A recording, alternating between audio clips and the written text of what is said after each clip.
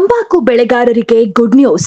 ಮಾಜಿ ಸಿಎಂ ಕುಮಾರಸ್ವಾಮಿ ಅವರ ಪ್ರಯತ್ನಕ್ಕೆ ಕೊನೆಗೂ ಮಣಿದ ಕೇಂದ್ರ. ಸದಾ ರೈತ ನಾಯಕ ಅಂತ ಗುರುತಿಸಿಕೊಳ್ಳುವ ಕುಮಾರಸ್ವಾಮಿ ಅವರು ಈಗ ರೈತ ಪರವಾದ ಕೆಲಸ ಮಾಡಿ ರೈತರ ಮೆಚ್ಚುಗೆ ಗಳಿಸಿದ್ದಾರೆ.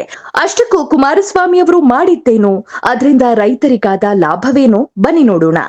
ಕೇಂದ್ರ ಸಚಿವರಾದ ಎಚ್.ಡಿ. ಕುಮಾರಸ್ವಾಮಿ ಅವರ ಪ್ರಯತ್ನದ ಫಲವಾಗಿ ಎಫ್ಸಿವಿ ತಂಬಾಕು ಮೇಲೆ ವಿಧಿಸಲಾಗಿದ್ದ ಶೇಕಡಾ 18% ಅಬಕಾರಿ ಸುಂಕವನ್ನ ಕೇಂದ್ರ ಸರ್ಕಾರ ತೆಗೆದುಹಾಕಿದೆ. ಈ ತಂಬಾಕಿನ ಮೇಲೆ ಶೇಕಡಾ 18% ಅಬಕಾರಿ ಸುಂಕ ವಿಧಿಸಿದ್ರಿಂದ ಖರೀದಿದಾರರು ಹರಾಜು ಪ್ರಕ್ರಿಯೆಯಲ್ಲಿ ಪಾಲ್ಗೊಳ್ಳದೆ ದೂರವೇ ಉಳಿದಿದ್ರು. ಇದರಿಂದ ಬೆಳೆದ ಬೆಳೆ ಮಾರಾಟವಾಗದೆ ರಾಜ್ಯದ ಹುಣಸೂರು, ಪಿರಿಯಾಪಟ್ಟಣ, ಎಚ್.ಡಿ. ಕೋಟೆ, ಅರಕಲಗೂಡು ಸೇರಿದಂತೆ ವಿವಿಧ ಭಾಗಗಳಲ್ಲಿನ ತಂಬಾಕು ಬೆಳೆಗಾರರು ತೀವ್ರ ಸಂಕಷ್ಟಕ್ಕೆ ಗುರಿಯಾಗಿದ್ರು.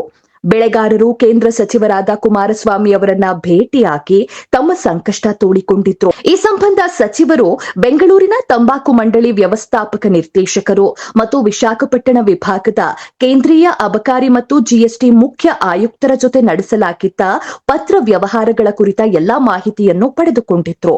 ನಂತರ ಸಚಿವರು ಈ ವಿಷಯವನ್ನ ಕೇಂದ್ರ ವಿತ್ತ ಸಚಿವರಾದ ನಿರ್ಮಲಾ ಸೀತಾರಾಮನ್ ಅವರ ಗಮನಕ್ಕೆ ತಂದು ತಂಬಾಕು ಮೇಲಿನ ಅಬಕಾರಿ ಸುಂಕವನ್ನ ರದ್ದು ಮಾಡಬೇಕು ಎಂದು ವಿನಂತಿಸಿದ್ರು. ಸಚಿವ ಕುಮಾರಸ್ವಾಮಿ ಅವರ ಮನವಿಗೆ ತಕ್ಷಣವೇ ಸ್ಪಂದಿಸಿರುವ ವಿತ್ತ ಸಚಿವರು ತಂಬಾಕು ಮೇಲಿನ ಅಬಕಾರಿ ಸುಂಕ ವಿನಾಯಿತಿ ನಿರ್ಧಾರವನ್ನ ಕೈಗೊಂಡಿದ್ದಾರೆ.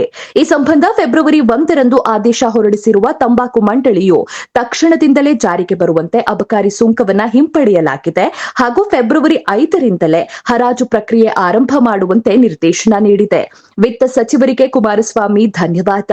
ತಂಬಾಕು ಹರಾಜು ವಿಷಯಕ್ಕೆ ಸಂಬಂಧಿಸಿ ತಮ್ಮ ಮನವಿಗೆ ಸ್ಪಂದಿಸಿ ಬೆಳೆಗಾರರ ಪರವಾಗಿ ಕ್ರಮ ವಹಿಸಿದ ವಿತ್ತ ಸಚಿವೆ ನಿರ್ಮಲಾ ಸೀತಾರಾಮನ್ ಅವರಿಗೆ ಸಚಿವ ಕುಮಾರಸ್ವಾಮಿ ಅವರು ಧನ್ಯವಾದ ತಿಳಿಸಿದ್ದಾರೆ.